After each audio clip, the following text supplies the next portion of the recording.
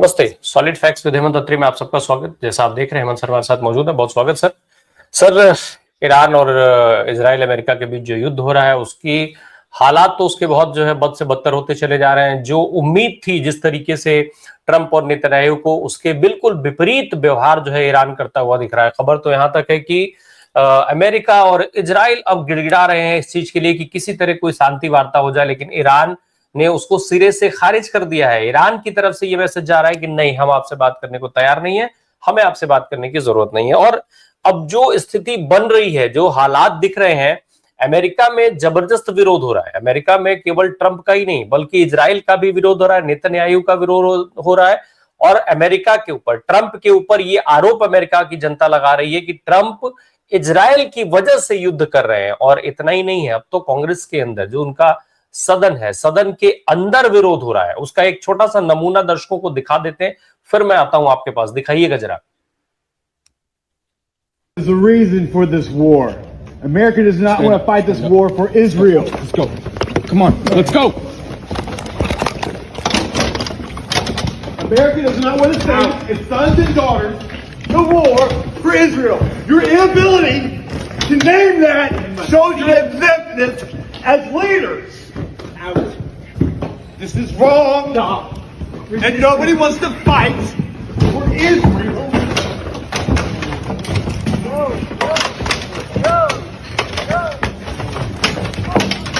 Reminder to all our Commandant, please stand up as a Marine and stand up for America. No one wants to fight for Israel.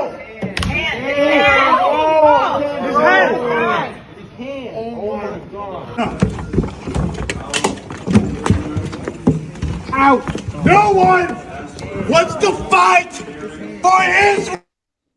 Sir, ये जो दृश्य दिख रहा है हमारे screen पर इस समय, साफ तौर पर अमेरिका में जो विरोध हो रहा है, और ये सैनिक ये कहता हुआ सुना जा रहा है कि इजराइल के लिए कोई लड़ना नहीं चाहता है। सर, सवाल ये है कि जब इस कदर विरोध अमेरिका में शुरू हो गया है और ये विरोध धीरे धीरे बढ़ता जा रहा है जैसी खबरें आ रही हैं, ऐसे हालात में जो ईरान में आप बदलने की तस्वीर, जो बदलाव की तस्वीर अमेरिका और इजराइल उम्मीद कर रहे थे, हालात उसके तो अमेरिका और इजराइल में बनते जा रहे हैं। तख्ता पलट क्या ऐसा तो नहीं कि ईरान की जगह अमेरिका में हो जाए और उसकी जद में इजराइल भी सीधे सीधे आए? हेमंत सर। राम प्रकाश जी नमस्कार। आपको, सारे दर्शक साथियों को भी। बेहद उचित मूल्यांकन किया आपने पूरी परिस्थिति का। बहुत ही सही बात यह है कि रिजीम चेंज करने गए थे ईरान, और परिस्थितियां आज अमेरिका और इजराइल के अंदर है, और दोनों में समानता देखिए और टाइमलाइन देखिए। अमेरिका में अक्टूबर नवंबर में आपको पता है सीनेट का मिड टर्म इलेक्शन है। उसमें यह तय हो जाएगा कि ट्रंप लेम डक प्रेसिडेंट रहेंगे भी नहीं रहेंगे, या क्या स्थिति रहेगी, क्योंकि उनके जो कारनामे निकल के आ रहे हैं पूरे अमेरिका के अंदर। आज एक ही बात है कि Trump is a compromised president. Trump is completely playing the game of Israel. ये बिल्कुल इस्टेब्लिश हो गया। और आपको मैं बता दूं जो ये दर्शकों के लिए, कि जो आपने ये दृश्य दिखाया अभी, ये बेसिकली अमेरिका की एक पूर्व मेरीन सैनिक थे, यूएस मेरीन जो टॉप के ये होते हैं, सार्जेंट ब्रियन मैकगिनिस।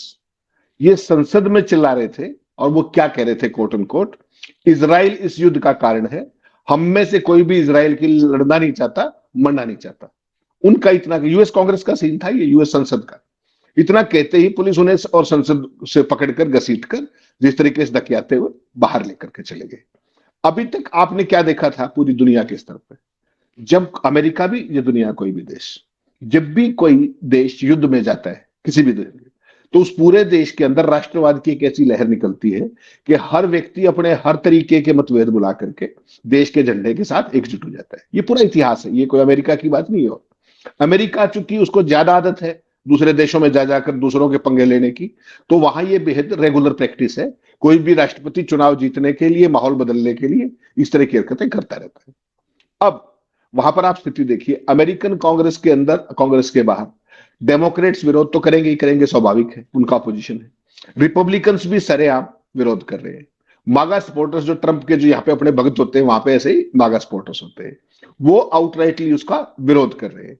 और हालत यह है कि जो एक पार्टीजन जो डिवीजन होता है पार्टी लाइंस पर, वो भी अस्थायी तौर पे वहां फीका पड़ गया है।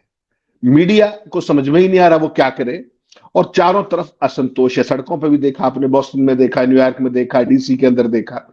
और जिस जिस तरीके से जो अमेरिकी सैनिकों के बॉडी बैग्स आने, मैंने कुछ फोटो भेजे हैं, कुछ वीडियोस, वो आत्मा को हिला देने वाले अंदर तक। जिस तरीके से एक छोटा सा बच्चा अपने फादर की बॉडी को, कफिन को देख करके चीख रहा है, उनकी धर्मपत्नियां जिस तरीके से रो रही हैं, वो पूरे अमेरिका को हिला देने के लिए बिल्कुल एक तरीके का, मतलब ऐसा मसाला है जो ट्रंप को जिसे जवाब दे नहीं बनता। आपने देखा 2 दिन पहले जिस तरीके से बॉडीज पहुंची और ट्रंप का कंधा लटका हुआ था, वो सैल्यूट कर रहे थे दिवंगत सैनिक को।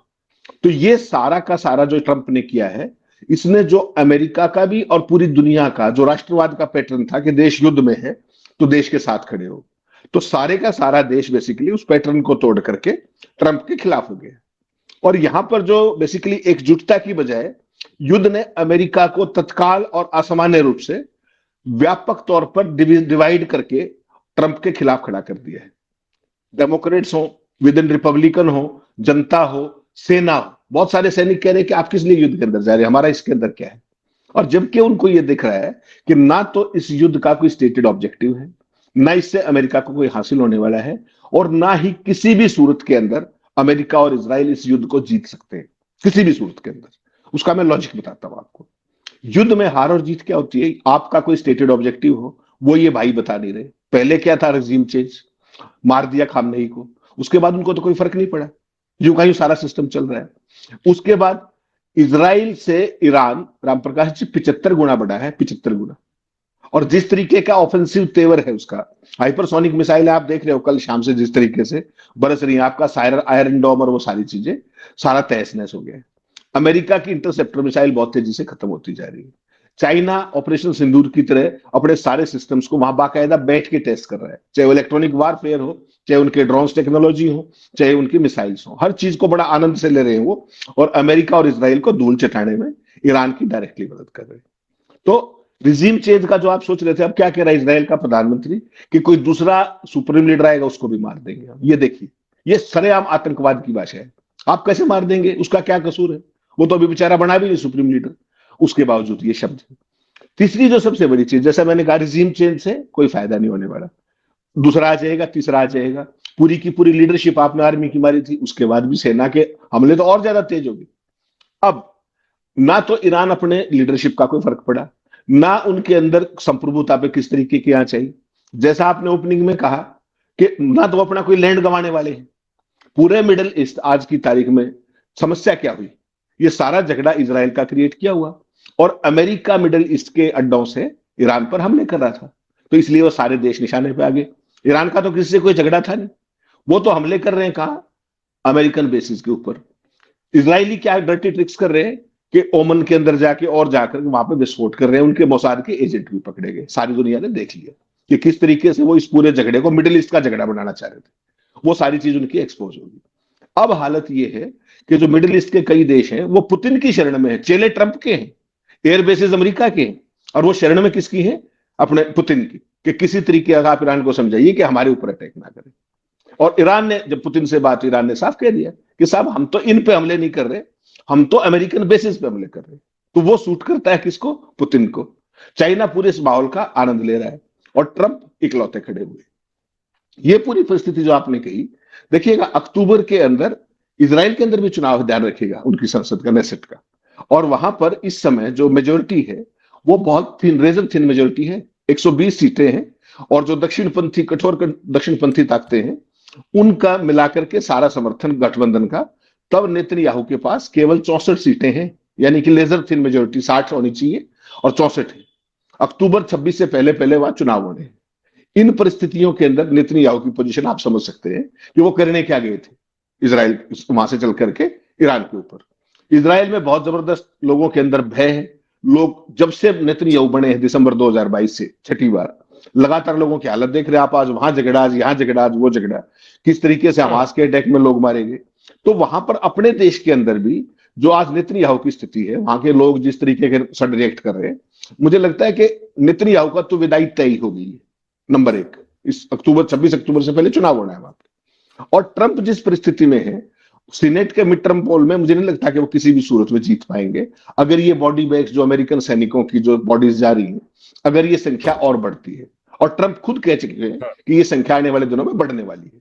ट्रंप के लिए ये आफत की जो स्थिति है, अब वो सारे के सारे लोग यही कह रहे हैं कि ना तो जनता का समर्थन युद्ध को, ना ट्रंप के भक्तों का समर्थन, ना डेमोक्रेट्स का समर्थन, और ना यूएस कांग्रेस की परमिशन, तो फिर यूएस डेमोक्रेटिक स्टेट का रहा, वो तो फिर एक तरीके का मोनार्क सिस्टम हो गया। ये तो कि भाई राजशाही है और ट्रंप जो चाहे जो कर दे, जिसपे चाहे टैरिफ लगा दे, सुप्रीम कोर्ट को वायलेट कर दे। तो ये सारी की सारी चीज अमेरिका के अंदर बहुत खतरनाक रूप से ट्रंप के खिलाफ होती जा रही है, और ये मुझे लगता है एक दुर्लभ क्षण है वहां पर जो सारी की सारी परिस्थितियां हैं कि वैचारिक सीमाओं को छोड़ करके ट्रंप का विरोध, और मानना क्या है कि संवैधानिक सीमाओं का हवाला दिया जा रहा है। हर तरीके के लोग ट्रंप के खिलाफ है। ट्रंप ने विदेश में जाके यूं छेड़ दिया, असली लड़ाई अब उसकी विदेश से ज्यादा अपने घर के अंदर है, और आने वाले दिनों में उसकी राह किसी भी रूप में आसान होने वाली नहीं। आप कह रहे हैं सर कि चाइना जो है वो सिचुएशन को एंजॉय कर रहा है दूर से, अंदर वो सपोर्ट में भी लगा है सारी चीजें, लेकिन हमारे मोदी जी कहाँ हैं, हमारे साहब कहाँ हैं, हमारे विश्वगुरु कहाँ हैं, वो क्या कर रहे हैं?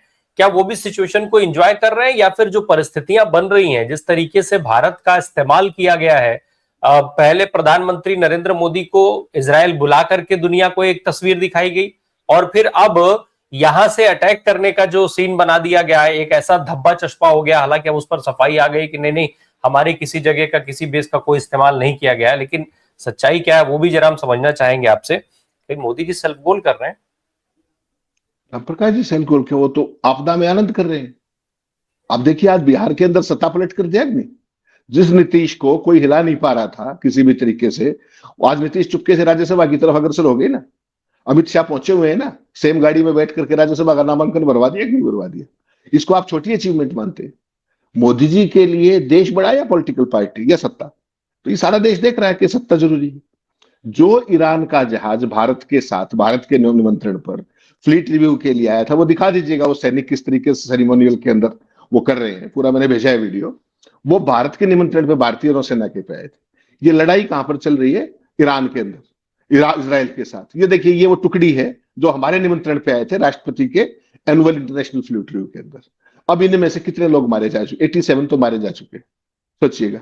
32 के आसपास घायल है, बाकी सारे लापता है। ये है वो सैनिक, ये आपके निमंत्रण पे आए थे। प्रधानमंत्री के मुंह से एक शब्द फूटा क्या? हिंद महासागर में तो लड़ाई भी नहीं हो रही, और जब भी कोई जहाज, युद्धक जहाज भी जब कभी इस तरीके की उस पर आता है इन्विटेशन पे, आपको जानकर हैरानी होगी कि उसके पास वेपन नहीं होते उस समय। इसके कोई किस तरीके का वेपन नहीं होता, प्रोटोकॉल का सिस्टम है। वो आए हैं, सेरिमोनियल में भाग लेंगे और चले जाएंगे। हिंद महासागर में कोई लड़ाई हो रही है क्या किसी भी तरीके से? किस तरीके से अमेरिका ने यहां पे कर दिया? जो लड़ाई मिडिल ईस्ट की थी उसको हमारे दरवाजे पे लाके क्यों खड़ा किया? दे वर आवर गेस्ट। मुझे एक सवाल का जवाब दे दीजिए, जो ये हरकत इन्होंने हमारे यहाँ की है, क्या ये चाइना के साथ भी कर सकते? चाइना के किसी मेहमान के ऊपर भी इस तरीके का अटैक कर सकते थे? भारत के प्रधानमंत्री के मुंह से 2 शब्द निकले क्या? भारत की नेवी जिनके वो गेस्ट थे, उसने कुछ कहा क्या? क्यों? तीसरी सबसे महत्वपूर्ण बात, मोदी जी की चॉइस देखिए। ये बात बताना देश को जरूरी है। आज की तारीख में मिडिल ईस्ट के देशों में हमारे देश के 95 लाख से ज्यादा लोग हैं या नहीं वहां पर काम कर रहे, और वो अमेरिका के बाद मैक्सिमम पैसा वो भेजते हैं हमारे देश के अंदर। अमेरिका के बाद नंबर 2 पे जो पैसा आता है वो वहां से आता है, और कितना आता है वो जानकर सारे दर्शक हैरान रह जाएंगे। 4 लाख करोड़ डॉलर हर साल रेमिटेंसेज आते हैं हमारे मिडिल ईस्ट में, जो हमारे वर्कर्स हैं 95 लाख। ठीक, एक वो स्थिति है भारत की विदेश नीति कि भारत का आदमी हर जगह वेलकम था। और अब मोदी जी को इजराइल के साथ खड़े होने के बाद मोदी जी इजराइल से लेना क्या चाह रहे हैं? और पेगासस चाहिए क्या? या 50,000 मजदूर निर्यात करने का ठेका ले लिया उन्होंने आउटसोर्सिंग का? What type of thing is doing? 95 lakh लोगों का हित छोड़ करके वो 50,000 मजदूर निर्यात करेंगे उनको। This is what our foreign policy is. Stated objective क्या था हमारी पॉलिसी का? यही था क्या? ईरान इजराइल से आपकी दोस्ती का कारण क्या, जरा समझा दीजिए। ये हाई एंड टेक्नोलॉजी के नाम पर जिस तरीके से इजराइल ट्रंप को वो कर रहा है ब्लैकमेल, वो आपको ब्लैकमेल नहीं कर रहा क्या? और आप इजराइल से दोस्ती निभा रहे हो, ये बात भी नेतन्याहू बता रहा है, आपने नहीं बताई। आप तो गले मिले, आपने उनका भगवा रंग देखा उनकी धर्मपत्नी के उसका, और प्रशंसा करके अपना एक ऐसा अवार्ड लेके आगे वहां पे माला डाल के, जो पहले किसी को नहीं मिला और आगे किसी को नहीं मिला, केवल अकलौते उसके रिसिपेंट है। ये जो सारी स्थिति है, आप मुझे बता दीजिए ये कहां लेकर के जाएगी?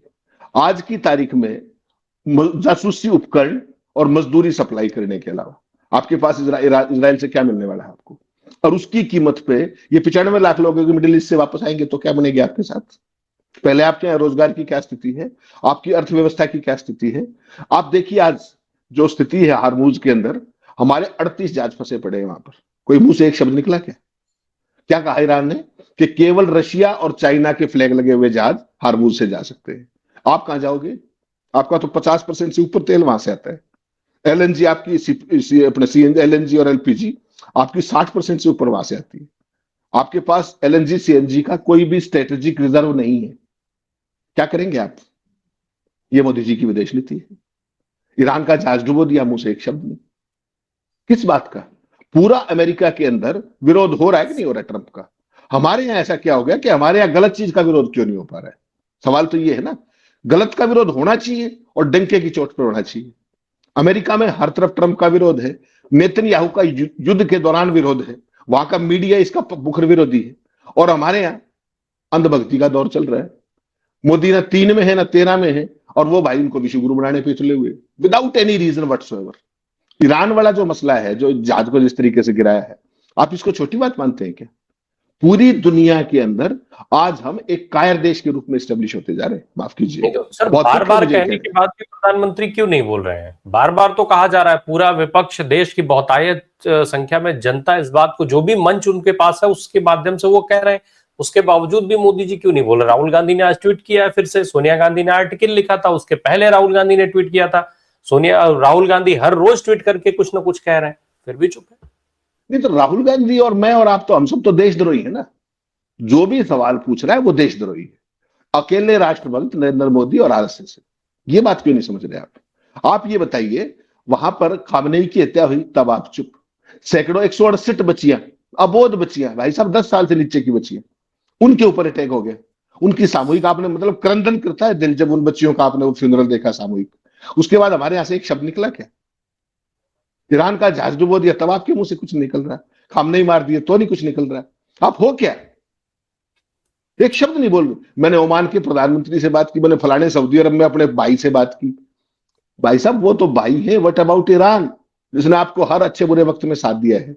उसके बारे में एक शब्द क्यों नहीं? पूरी की पूरी भक्त मंडली को बिल्कुल साफ सुंगा हुआ है। जिस तरीके से आप देखिए ईरान का जो जहाज डुबो है, मोदी जी का कोई शोक का बयान, कोई एक शब्द आया हो? हरमुज की खाड़ी में 1100 नाविकों के साथ 38 भारतीय जहाज खड़े हुए, फंसे हुए। मैंने जैसा आपको कहा, 2 भारतीयों, कैप्टन आशीष और 2 नाविकों की मौत हो चुकी है। मोदी जी ने कोई शब्द कहा क्या? कोई समुद्री बचाव और राहत अभियान चलाया गया क्या? बता दीजिए जरा। कच्चे तेल का 25 दिन का स्टॉक आपके पास है। इस लड़ाई का पता कितने दिन चल जाएगी? बताइए आप। कुछ भारतीय नागरिकों ने 3 मार्च 26 को, विदेश मंत्रालय कहता है, जान गंवाई है या वो लापता है। फिर आपने क्या किया? बता दीजिए जरा क्या किया? और राहुल गांधी जो बात कह रहे हैं कि पूरी की पूरी दुनिया एक अस्थिर चरण में प्रवेश कर गई है, तूफान बिल्कुल आपके सामने खड़ा है, तेल आपूर्ति कंप्लीट तौर पे खतरे में है, 40% से ज्यादा हमारा जो ओवरऑल व्यापार है वो हरमुज से होता है। एलपीजी और एलएनजी का, जैसे मैंने कहा, उसकी स्थिति आपको पता है, हमारे पास स्ट्रेटेजिक रिजर्व्स नहीं है। हिंद महासागर में ईरान का जहाज डुबो दिया गया, प्रधानमंत्री चुप रहे। ऐसी स्थिति में किस चीज का कारण है आपका? तो वो तो फिर राहुल गांधी जो कहते हैं वो क्या गलत कह रहे हैं कि there seems to be some compromise prime minister on the chair? कोई शक, इसमें कोई शक है क्या? कोई तो कारण होगा जो आप इतनी लंबी चुप्पी साध रहे हैं। आप ये बताइए, मिडिल ईस्ट की लड़ाई को यहां भारत के पास लाने की क्या जरूरत थी ईरान अमेरिका को? क्या उनको पता नहीं था कि वो भारत के इन्वेस्टेशन पे गए हुए? क्या वो ये मिस एडवेंचर चाइना के साथ कर सकते हैं? क्या उन्होंने हमें फॉर ग्रांटेड ले लिया है? ये जवाब तो मोदी सरकार को देना चाहिए कि नहीं देना चाहिए? वो चाह के चुपके से अपने नीतीश का इस्तीफा लेकर राज्यसभा की सदस्यता दिलवा दी। आप बताइए क्या कर लेंगे आप? उनका देश कहीं भी जाए, इनका एक सूत्रीय एजेंडा है, और वो एक सूत्रीय एजेंडा है सत्ता जितनी ज्यादा मिल सके उसको कब्जा लो, बाकी काम छोड़ दो। आज की तारीख में जितना छोटा भारत दुनिया की नजरों में दिख रहा है, इतना छोटा भारत कभी नहीं था। आपने पहले देखा रूस और यूक्रेन के मामले में, देखा आज दुनिया की चौथी बड़ी अर्थव्यवस्था कहने वाला, दुनिया की सबसे बड़ी आबादी वाला भारत आज कहां पर है इस पूरे युद्ध के उसमें? We are on the wrong side, we are not on the right side. जिस रीजन में हमारे 95 लाख लोग काम करते हो, उसको छोड़ करके आप किसके साथ खड़े हुए हो? जो आतंकवादी है, घोषित आतंकवादी है, इंटरनेशनल कोर्ट ऑफ जस्टिस ने उसके खिलाफ वारंट जारी कर रखा है, आप उसके साथ खड़े हो और वो बड़ी शान से कह रहा है। चलते टाइम देखा था कैसे जफ्फियां पा रहे थे उसके साथ जब वो सी ऑफ करने आए थे, राम लखन और वो सारी चीजें जो है। इससे आप क्या, ये पुअर ऑप्टिक्स नहीं है तो क्या है? और सुब्रमण्यम स्वामी सरेआम कह रहे हैं कि कंप्लीटली कंप्रोमाइज्ड है, ब्लैकमेल हो रहे हैं, वो नेतन्याहू कर रहा है, इनको भी कर रहा है, ट्रंप को भी कर रहा है। ट्रंप का तो सारा एक्सपोज हो रहा है। आपको पता है आज भारत के प्रधानमंत्री के बारे में अमेरिका के अंदर किस तरह की बातें की जा रही है अमेरिकन टीवी के ऊपर, कि मोदी वहां क्या करके आए? शब्द नहीं सुन सकते आप, और मैं कहना भी नहीं चाहूंगा हमारे प्रधानमंत्री सम्मानित है। भारत आज यहां ला करके खड़ा कर दिया। क्या भारत सरकार ने इस पर आपत्ति जताई कि अमेरिका के चैनल पे उनकी एंकर क्या कह रही है हमारे पीएम के बारे में? उससे आपत्तिजनक और अश्लील कुछ नहीं हो सकता। और myself as an Indian, I am ashamed of that. How dare she say that?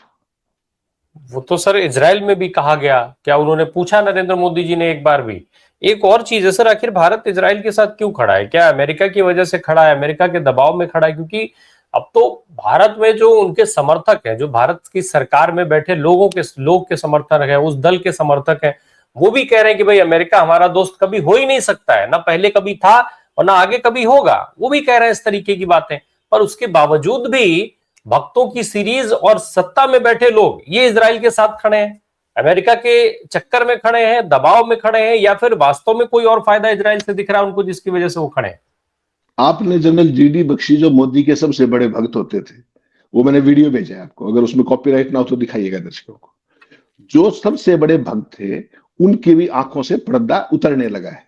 तो पर्दा कोई उतनी उतरता, जनरल साहब थे, कोई छोटे मोटे तो थे नहीं। बख्शी ने भी क्या कहा कि अमेरिका भारत के चारों ओर आग लगा रहा है, quote and quote. Sri Lanka, Nepal, Ladakh, वह हमें नुकसान पहुंचाने के लिए क्या नहीं कर रहा है? टैरिफ लगाता है, रोज धमकी देता है। दोस्ती में रहा क्या है हमारा? हमें अब तक शत्रुबद्ध हो जाना चाहिए था। अमेरिका दुश्मन था, दुश्मन है और दुश्मन रहेगा। ये मोदी के सबसे बड़े वो कह रहे थे प्रशंसक। अगर कॉपीराइट का इशू न हो तो दिखा भी दीजिएगा बेशक। तो जब अपने लोग भी ये कहने लगे, और आप अमेरिका की, आपकी हालत ये रखिए कि आप किससे तेल खरीदेंगे, अमेरिका बताएगा, किससे नहीं खरीदेंगे अमेरिका बताएगा, आप चबाहर पोर्ट को छोड़ देंगे उसको अमेरिका बताएगा, चबाहर को ईरान और आपके कहने को दोस्त हैं अमेरिका और इजराइल मिलकर तबाह कर देंगे, जहां हमारे हजारों करोड़ रुपया लगा हुआ है, तो भी कोई बात नहीं करेंगे आप करने के लिए क्या बैठे? आप यहाँ पर जो सुबह से शाम तक प्रचार मंत्री है क्या? यहाँ पे प्रधानमंत्री नहीं है या परिधानमंत्री है? क्या चीज है आप? भारत का कोई भी इतना इरेलेवेंट प्रधानमंत्री देखा था क्या आपने? इंटरनेशनल स्कीम ऑफ थिंग्स के अंदर भारत की क्या स्टैंडिंग थी उन बुरे दिनों के अंदर भी? 71 के अंदर इंदिरा गांधी क्या क्या कही थी निक्सन को, ध्यान है आपको? उसके वहां राष्ट्रपति के तौर पर भी जाकर के, और भारत से भी जो फोन पे जो उसने बात की कि 7वां नहीं 17वां बेड़ा भेज दीजिए। ये देश तो उस तरह के प्रधानमंत्री डिजर्व करता है। और ये सुबह से शाम तक कौन सा डंका बजाते फिरते हैं पता नहीं। इससे बड़ा दुर्भाग्यपूर्ण सीन आपने भारत की कूटनीति में, भारत की सामरिक नीति में कहीं कभी देखा हो तो? और यहां पर सुबह शाम तक भाषण ही नहीं खत्म होते, प्रचार पे निकल जाते हैं। This is shameful.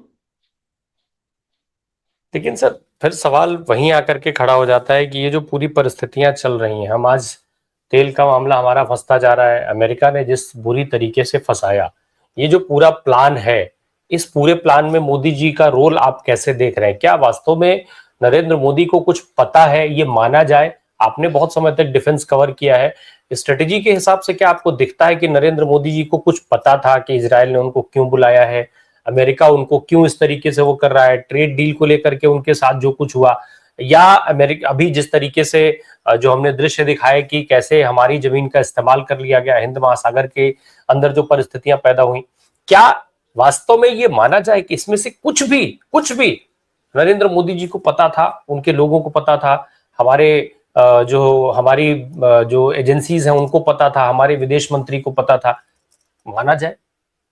Ram Prakash ji, Modi ji को छोड़ के सारी दुनिया को पता था। ये कह करके मैं अपनी जो बड़ी एजेंसियां हमारी RAW और सारी की सारी, मैं उनको बदनाम नहीं कर सकता बिल्कुल भी। They are professional agencies. वो डेली सुबह शाम प्रधानमंत्री को रिपोर्ट करती हैं पूरी की पूरी इंटरनेशनल स्कीम ऑफ थिंग्स के ऊपर। उस रिपोर्ट के अलावा भी अगर आप देखेंगे तो दुनिया में किसको ये नहीं पता था कि अमेरिका और इजराइल उस पर ईरान पर हमला करने वाला, किसको नहीं पता था? अमेरिका की संसद के अंदर तक ये बात हो चुकी थी कि इजराइल हमला करने वाला है एनी डे। बाकायदा वहां के रक्षा मंत्रालय के सलाहकार ने ये बात कही थी ऑन रिकॉर्ड कि नेक्स्ट वीक हमला कर सकता है। उसके बावजूद मोदी जी अमेरिका इजराइल गए कि नहीं गए? हम अपनी एजेंसियों को दोष नहीं दे सकते। एजेंसियां तो 100% बताती हैं, उनका काम आपको रिपोर्ट करना, उसको आप क्या करेंगे वो आपका काम है। उसके बावजूद भी आप वहां गए क्यों? क्योंकि इजराइल वो सारी तैयारियों को कवर देना चाह रहा था कि कोई सब यही सोचे कि एवरीथिंग इज एज यूजुअल और मोदी जी आ रहे, सारा बिजनेस एज यूजुअल के हिसाब से दिखाना चाह रहे थे। मोदी जी ऐसी परिस्थितियों में कवर क्यों बने इजराइल की? आपको क्या लगता है ये सामान्य परिस्थिति है? कोई भी जो सम्मानित देश का सम्मानित राष्ट्राध्यक्ष है वो इस तरीके का रिस्क लेगा? क्यों लिया उन्होंने? कुछ तो मजबूरियां रही होंगी, कोई तो नस दबी हुई है, जिसका जिक्र सुब्रमण्यम स्वामी करते हैं, जिसका जिक्र पूरी दुनिया में हो रहा है। ट्रंप का खुल करके हो रहा है, पूरे अमेरिका के अंदर ट्रंप, एप्स्टीन, हर चीज का हो रहा है। हमारे यहां तो सूत्रों ने क्लीन चिट दे दी हरदीप पुरी को, और अभी तो 35 लाख फाइलें बची हुई। किसने जांच की, किसने क्या किया, कुछ नहीं पता।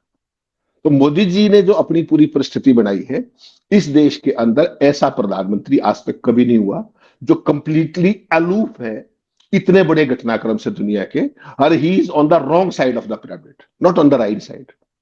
हमारे 95 लाख लोग कहां पे काम कर रहे हैं और वो किसके साथ खड़े हुए, ये देख लीजिए। हमारा ट्रेडिशनल फ्रेंड कौन है?